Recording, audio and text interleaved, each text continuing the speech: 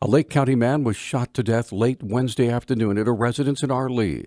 Lake County Sheriff Don Bell said the call came into the 911 center at about 4:30 Wednesday afternoon. 911 center got a call of a male that had been shot in Arlee, in the town of Arlee on Sanders Street.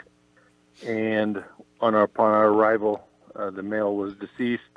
The shooter was taken into custody, and we also detained 2 witnesses. Bell said several law enforcement agencies responded to the call. We're fortunate to have tribal police and tribal rangers and Lake County that happened to be fairly close to this incident in Arlee when the call came in. So the shooter was detained right away. 2 witnesses were detained, but no names have been released. The incident remains under investigation. Yellowstone National Park hasn't found any of the more than 50 bison that escaped through a cut fence at a containment area where they were being prepared for transfer to the Fort Peck tribes. Park staff discovered Tuesday that 52 of the animals had escaped the Stevens Creek facility near Gardner, and the National Park Service has begun a criminal investigation. 24 of the bison had been in confinement since March of 2016, the other 28 since March of 2017. They were being isolated to assure they were free of brucellosis, a disease that can cause livestock to miscarry. Interior Secretary Ryan Zinke said he's, quote, absolutely heartbroken, end quote, for the tribes that have been working with the park and state for years to repatriate the bison. It appears someone cut the fence with bolt cutters. Yellowstone Park has recorded its second busiest season of the year, lagging just behind the record set in 2016. The Bozeman Daily Chronicle reported yesterday that the park counted about 4.1 million visits in 2017, just shy of the 4.25 million visits the year prior. The park said visitation has increased by 40% over the last decade, and managers are grappling with the increase. Dan Wink, the park's superintendent, says managers have been collecting information on visitor behavior so they can make informed decisions moving forward. Park officials say they expect annual visitation to stay above 4 million in the future. The Montana Department of Justice released a report yesterday documenting child fatalities in situations where there was a report of possible child abuse or neglect to the Montana Child and Family Services Division of DPHHS.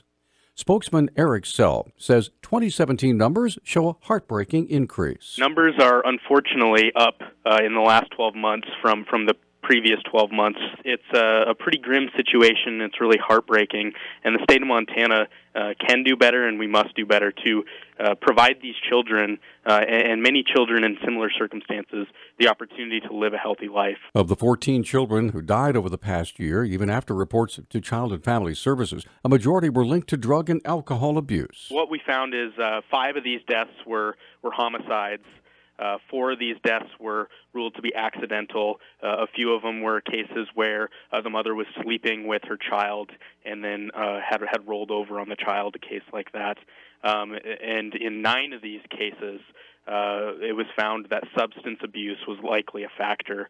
With substance abuse featuring in so many of the child fatalities, the Attorney General's office includes in its list of recommendations to DPHHS that drug testing be required, information, quote, in every case where drug use is an allegation, end quote. 10 of the 14 child fatalities were under 1 year of age. Only 2 of the fatalities were of children between the ages of 4 and 17. A Wyoming coal company is planning to export coal from its mine in Montana to power 2 new coal-fired plants in Japan. Cloud Peak Energy yesterday announced the agreement with Singapore-based JERA Trading to supply the coal over 30 to 40 months beginning at the end of 2019. The coal is expected to be transported by rail from the company's Spring Creek mine near Decker, Montana, to a port in Vancouver, British Columbia. The coal would then be shipped to the plants to the Fukushima prefecture in Japan. Company officials say the 2 540-megawatt plants are being built by Mitsubishi Heavy Industrials and convert the coal into a synthetic natural gas. The first plant is expected to begin operations in 2020. The Mineral County Jail has been closed since last November when staffing levels declined to just 2 jailers. Even the sheriff turned in his badge. Mineral County Commissioner Roman Zalawi said the past month without a jail hasn't been as bad as one might imagine, but there have been some headaches. Nothing major. The biggest thing would be, I guess, that the Highway Patrol was active out here, and they got like 4 felony drug busts off I-90, and it was a little inconvenient for them because the felony drug runners had to be transported up to Sanders County and then, of course, brought down for appearances. And the most major headache I heard of was with those 4 felony arrests.